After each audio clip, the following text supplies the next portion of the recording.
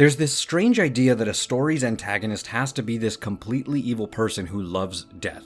But what about villains like Loki or Anakin who we sympathize with, maybe even like? Today we are talking about 3 things that you can do to create better conflict in your tabletop role-playing games. Now, don't get me wrong, Loki and definitely Anakin are still antagonists in their own plot lines, yet somehow they have their own complex histories and motivations that make their stories more interesting, more relatable, more engaging. It's not just about them wanting to do evil, it's more than that. They have a deeper reasoning behind their actions. In the same way, a good antagonist in your campaign can be something much more nuanced than just being the Lich. So how can we use this concept for our own tabletop role-playing games? First and foremost, you need to figure out what your party's objective is. This is important because when it comes to creating tension or conflict, most times, people think that throwing in an evil guy is the best bet, but let's be honest, how many times in your life have you ever met someone who you walked away thinking, man, that guy was evil? The real reason we have so much tension and conflict in our own world is for one reason only: a difference in objectives. This can be political, religious, or even moral. This is where the antagonist comes in because they have motivation beyond just being evil or doing bad stuff. This doesn't mean they can't be morally ambiguous or even dark. Look at Obi-Wan and Anakin. One sides with the Chancellor that promised to help him, and the other with the Republic. This simple difference in opinion created one of the most iconic battles in cinema. Yes, you can craft stories that are black and white, good versus evil, Jedi and Sith, but there is also something so incredibly compelling about creating a villain that is stealing from the local lord because they need medicine for their village and they'll do anything to get it, including kill the party. Now you have something like a relatable story.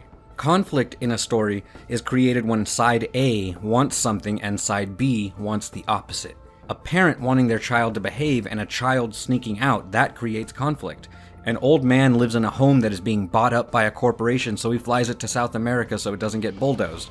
Even a race can be conflict because every racer wants to be the winner, which means every other person needs to be a loser. So you see how nobody in these examples is inherently evil, yet there can still be conflict. You also want to think about your villain's backstory. What kind of person have they become?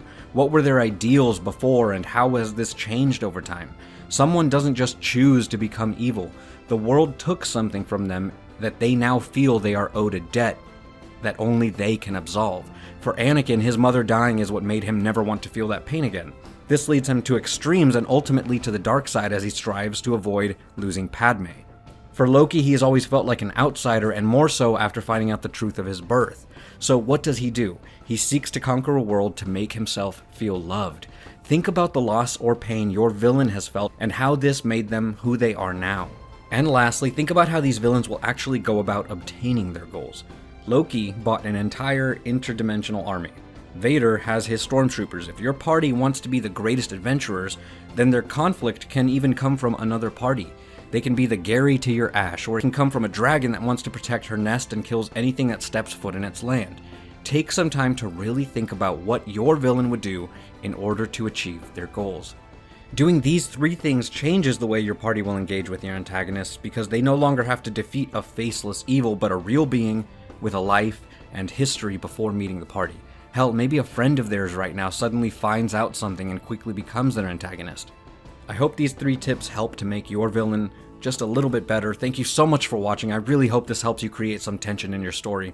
Forge on, my friends, and we'll see you next time, adventurers.